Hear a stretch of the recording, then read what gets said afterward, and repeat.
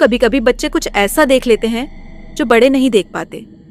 ये कहानी है एक छोटे बच्चे की और छत पर चलने वाली उन रहस्यमयी आवाजों की।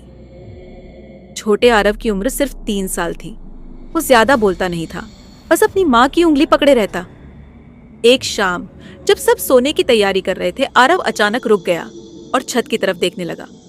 आरव धीरे से, मम्मा कोई चल रहा है छत पर। माँ ने हंसते हुए कहा, पगले कोई नहीं है वहां।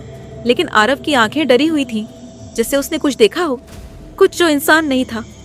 रात के करीब 2 बजे आरव की माँ की नींद खुली किसी चीज की आवाज से। थक थक थक। वो आवाज छत पर चलने की थी, जैसे कोई भारी पैर से धीरे धीरे घूम रहा हो। उसने पति को उठाया, लेकिन उन्होंने कहा बिल्ली होगी, और फिर करवट ले ली। लेकिन तभी आरव का कमरा अचानक ठंडा हो गया। खिड़की बंद थी, फिर भी पर्दे उड़ने लगे और आरव अपने बिस्तर के कोने में दुबका हुआ बैठा था। आरव की आंखें छत की तरफ थीं। उसकी उंगली दीवार के एक कोने की ओर थी। वहां एक परछाई धीरे धीरे सरक रही थी। आरव कांपती आवाज में, वो मुझे देख रही है। माँ ने देखा, कमरे की दीवार पर एक लंबी टेढ़ी मेढ़ी परछाई थी, लेकिन कमरे में कोई नहीं था।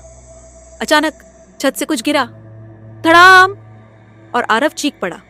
आरव के पिता टॉर्च लेकर छत पर भागे, लेकिन वहां सिर्फ एक पुराना झूला पड़ा था और झूले में बैठा था एक गुड्डा, जिसे उन्होंने सालों पहले फेंक दिया था क्योंकि आरव उस गुड्डे से डरता था। क्या सच में कोई था छत पर, या वो गुड्डा कभी गया ही नहीं था? अगली कड़ी में जानिए आरव और उस परछाई की डरावनी सच्चाई। टू बी कंटिन्यूड, पार्ट 2 जल्द आ रहा है।